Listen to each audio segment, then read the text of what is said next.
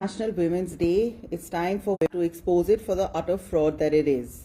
I could give you many examples, but the Epstein files, which have been very revealing about what two premier feminists of the last few decades in the world feminists, Hillary Clinton and Melinda Gates, were putting up as self-proclaimed feminists, but were putting up with at home in the behavior of their husbands, reveals that, even in these so-called freest and most liberated societies for women, and among women who claim to be these poster girls for feminism, that the misogyny and sexism and lack of respect and suffering and endurance that they are subjected to is no different to any other society which does not use the language and rhetoric of feminism when it comes to women's issues.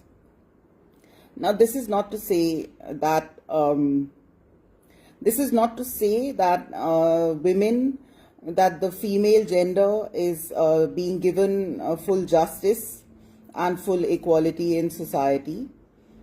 This is not to say that women don't face a lot of barriers, especially when trying to function in the part of the world, the part of life which has been male dominated and against which feminism came up as a politics. However, the trouble with feminism is that it takes away all the tools that a woman has in her possession to deal with that fundamental, latent, underlying inequality and complication. What is the solution? Well, this is something that, women need to work out for themselves. I don't know if the answer, lies on a mass. Politics deals with human affairs at a sort of group and a mass level. But not all the problems of the human condition are necessarily addressed in that framework. We have to see whether the answer to the conundrum of being a woman will lie in politics, or whether it lies in a much more personal sphere, where a woman has to, navigate and make choices, but lie within, her individual sphere, connected with her individual personality, her individual aspirations, and her personal inclinations. So, that's one sort of starting point that I can give to all women. The other thing that you need to understand is that if you want to find or begin to find a pathway to a solution for the problems that you face, we should stop wasting time with paradigms and models that have proven not to provide the answer.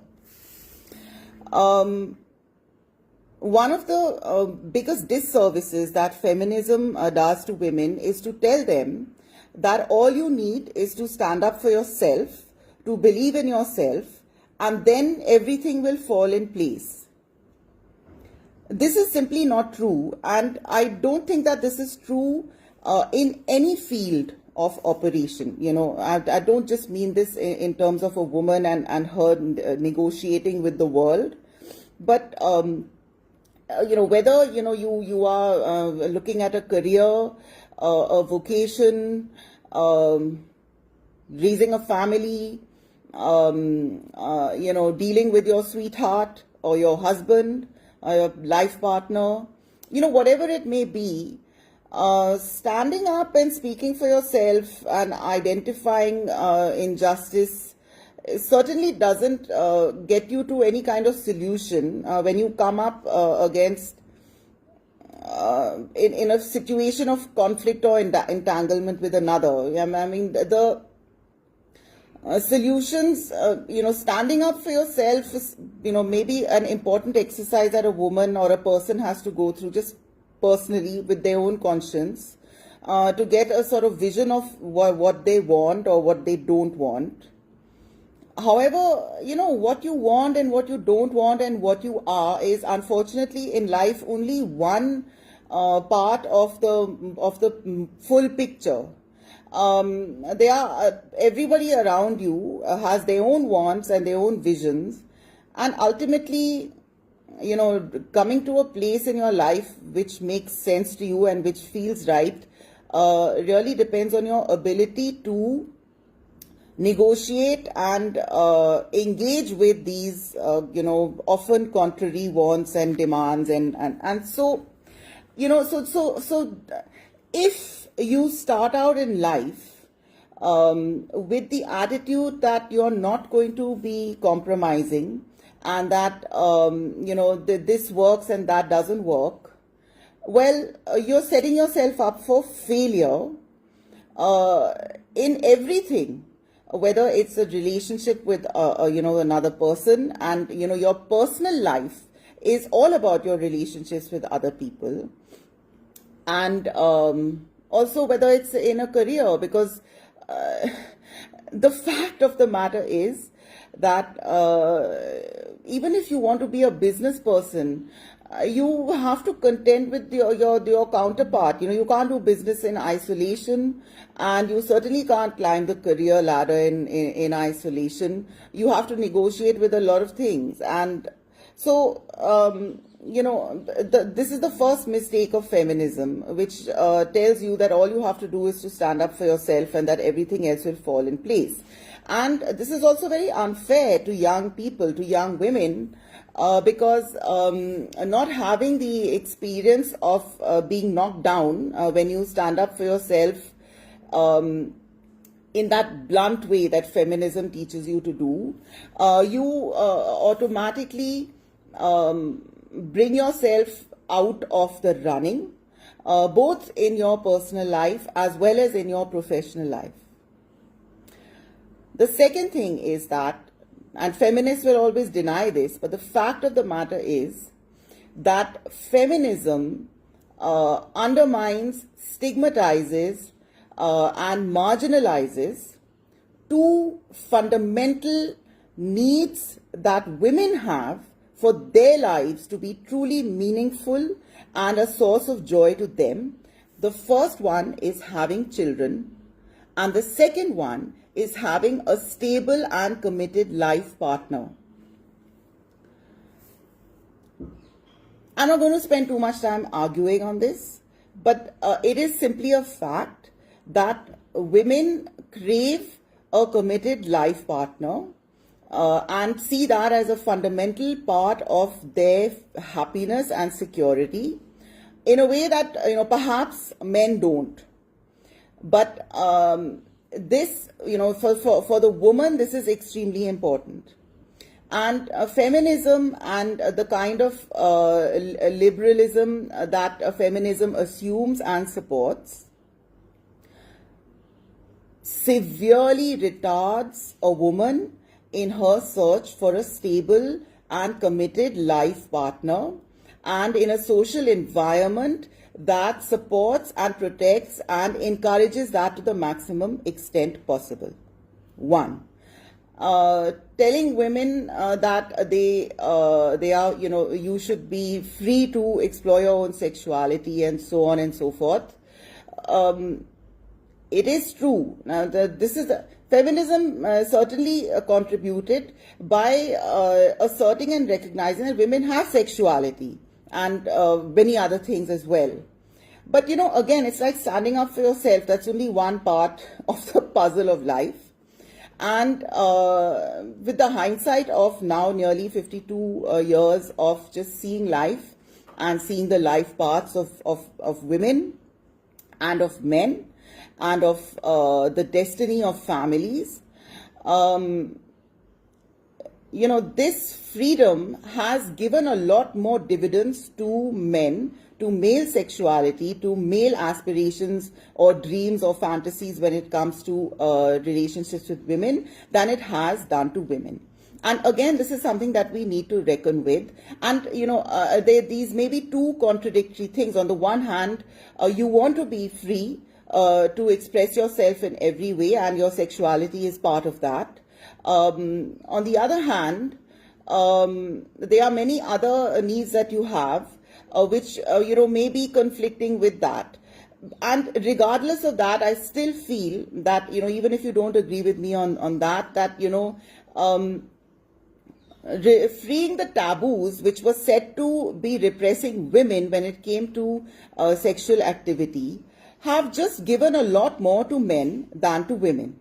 And this is a problem. I don't know really what the answer is, but I think that, we can only begin to find an answer if we acknowledge that this is a problem, and that women have been kind of somewhat shafted by the whole free love thing, which was supposed to release us from stigma and taboos, but seems to be giving all the fruits to the men. The second thing is that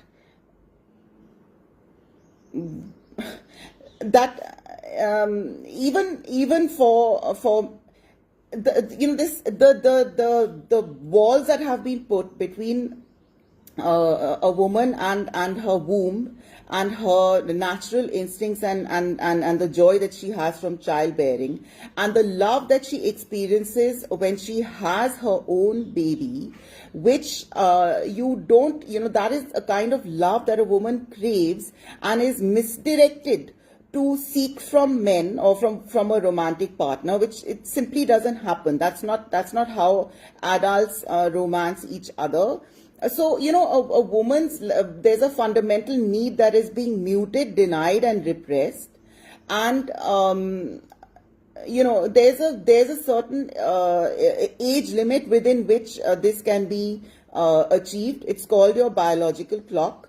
And everything which feminism is supporting in terms of the timelines for a woman's life, from education to career and so on, are completely undermining that. And again, this is shafting the women, because I look around and I see that, even men have an instinct actually to have children, but men are just more successful in finding partners that are much, much younger than them, so that, when they hit, their own little emptiness craving or whatever you call it, even when they are in their early 50s, they are able to find a woman who's able to bear children and make a family for them. And it's very rare that a woman gets that option. That seems to be the way in which it works between the sexes. So again, you have a situation where they're getting shafted. And the other thing is that this instinct for a family and a lifelong partnership and all, although it's very pronounced in women, it's not exclusive to women. Men also have it. And so even men are not getting their full, life's quota of joy from their careers and the workplace. They, of course, exploit, their own position to have the best of both worlds. But the fact is that feminism is constructed where it's setting up the workplace as being, in an antagonistic position to the home. And again, this is feeding women a lie, because even men don't look upon the workplace in that way, as this all-encompassing and wholly as the full stop at the end of their aspirations that they have for themselves. And why should women be deprived of, by this, ideological brainwashing, be deprived of recognizing and taking into account these, the need and the desire and the joy of having a child, for the purpose of, meeting the requirements of the workplace, and then look at what the workplace does. I mean, if America and all these, Scandinavia and all these other countries are 50, 75 years ahead of the developing world when it comes to feminism, then what is the future? What is the future if Hillary Clinton has to look at photographs of Bill Clinton in a hot tub with a young girl and with his arm around a young girl? And what is it? What is feminism if someone like Melinda Gates is having to put up with what her husband was up to this is not gossip. This is what Melinda Gates herself has said. So, why should we just walk down this path which has not led to the nirvana of liberty and contentment that is the claim of feminism? Why can't we use the experience of the West to say that, like maybe we deserve a better deal than this? I think that feminism has done a real disservice. Until today, young girls are growing up and coming out of school, and this is happening to the most educated of women, and everything tells them to take a path and to make life decisions which will undermine their ability both to have a long-term life partnership and a family and to have children. And this is a disservice to women, and we need to shake this off. And feminists react with such vitriol to this, unless they lie and say that, they think that mothers are great and all. Well, if you think that mothers are great, then how come you're always complaining about the fact that there aren't enough women in the labor force? I don't know what women need to be in the labor force for. I look around and everywhere, look at the kinds of emails that these Silicon Valley and finance giants, all the men were writing about women. I mean, can you imagine you're walking into a room for a business meeting, and that this is what all these men think of women. That's what. So you may say that has to change. I agree. I hope it changes. But please don't tell women that this is what you need to aspire for. Making a change. This is not some great vistas of liberty and fulfillment and being treated with respect. It's not there. And feminists have made been very articulate on the inequality and the disrespect that a woman may face in the home, but they don't do the same when it comes to the workplace. And some of this has no solution in many ways, and that's life, which doesn't mean that women should not work. But on the other hand, there has to be a realistic sort of let's bring down and take off the rose-tinted glasses when it comes to talking about talking about the workplace for women and making this the sole aspiration, which is never the case with men. It was never the sole aspiration. I'm just going to end this by saying that it's being a woman is requires, if you want to be a woman who gets everything that she deserves to have, it requires a lot more cunning and tact, and we should certainly not be giving up those things which place us in a better bargaining position, and not just vis-a-vis men, but vis-a-vis everything.